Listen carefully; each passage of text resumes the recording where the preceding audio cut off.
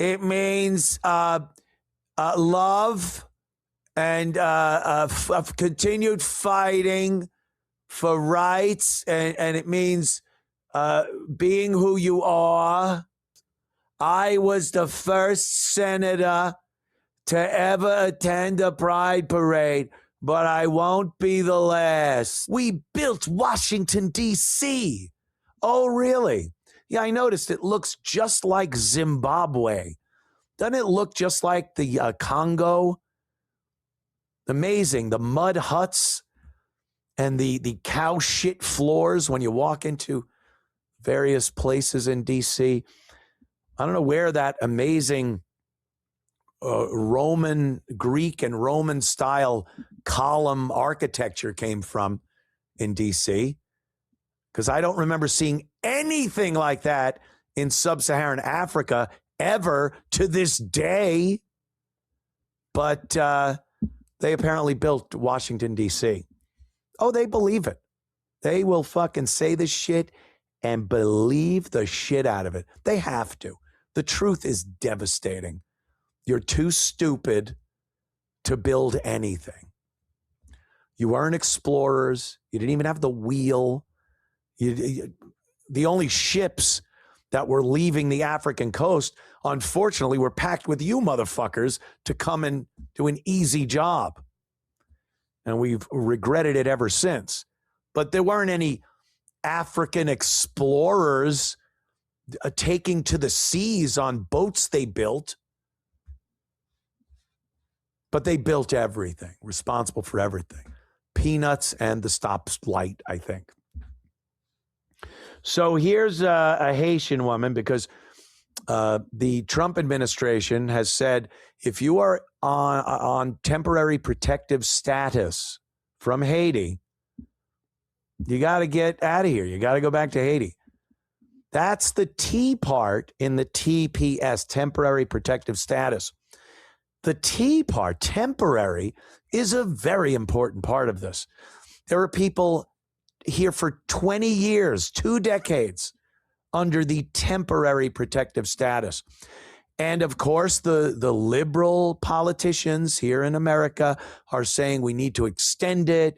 We need to do this, pathway to citizenship, all the normal nonsense that they spew when they try to keep 12 million people, that at least 12 million, probably closer to 20, that Biden alone led into this country over his 4 years. So they're like, oh, you can't kick the Haitians out. Why? It's a death sentence. Haiti is awful and deadly, and people, oh, a shithole. Would you call it a shithole? Because I got to tell you, when Trump called it a shithole, I remember you motherfuckers saying he was being bigoted and racist, and Haiti's a wonderful place. Conan O'Brien went there. He's having a coconut drink in the ocean while his security is on the beach to whisk him back into a Hyatt or a Hilton when he got back to the beach. It was a shithole then. It is an uber shithole now. And sorry, you got to go back.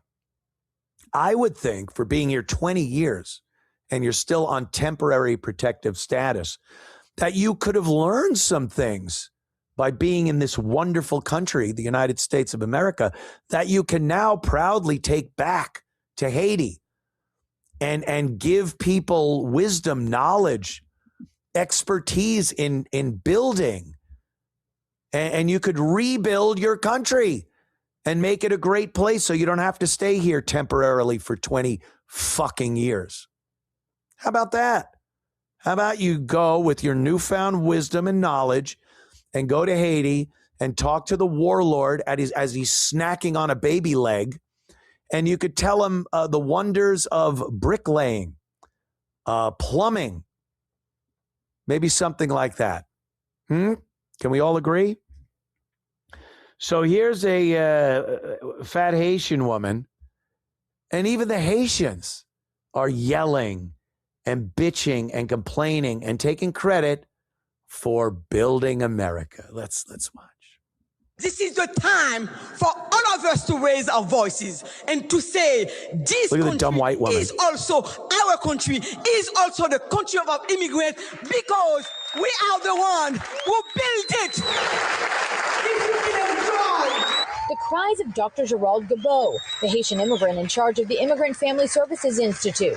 She's reacting to the U.S. Supreme Court ruling. This is the white woman behind her is I was looking at her with more disdain than I was looking at that fucking fat Haitian. Look at this woman. She's nodding. And then when we built it, she's like, yeah, this fat voodoo savage built America. Yeah. Look at this nonsense. They built it. It wasn't the Europeans that came here to settle and build and wound up building a town, because there were a few settlers that got together, and some of those towns are still there as cities, as modern counties and townships, and because the amazingness of America and Americans starting out as a settlement and building these amazing places, which have now been taken over by that shit. And all the hard work, the sacrifice, the wars, the adventurers that decided to go west and were told it is fucking nuts out there. And they loaded up and went anyway for a life, a better life. These were amazing people. Many of them didn't make it. The ones that did built a life for themselves and built a country. And they were not Haitians.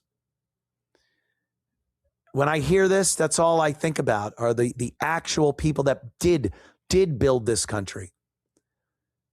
And the morons like that white woman that will clap and applaud and cheer and live her life on the backs of those initial settlers and the people that created America, and give credit to a fucking troll doll. It's unfuck believable where we are right now in this country. It is unfucking believable.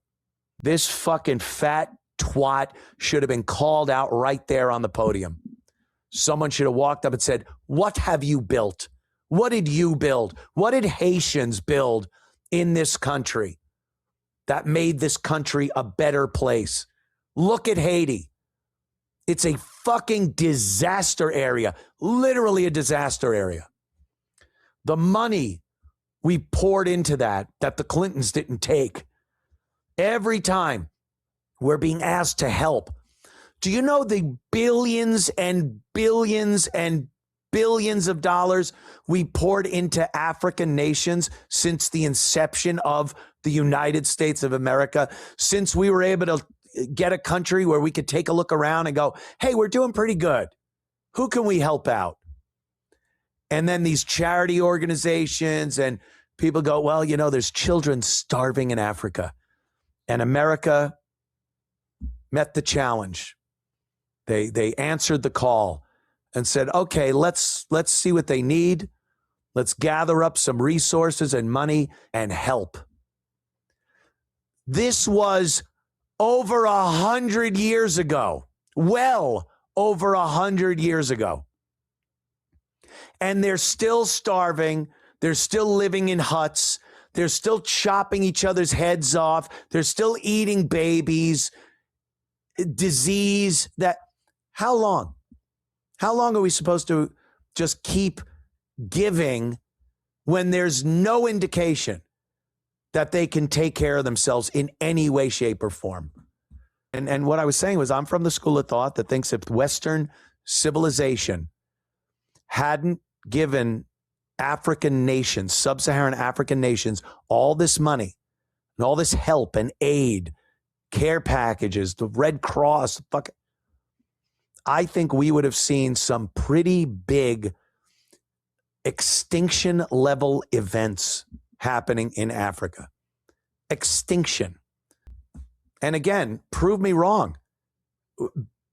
Trillions. What am I saying? Billions. Trillions of dollars in aid. And it's exactly the same as it was. That's how I see it. That's how I see it. I'm disgusted. The gay stuff, the pride shit, the fucking black community, and this nonsense that just never seems to end. All right, people.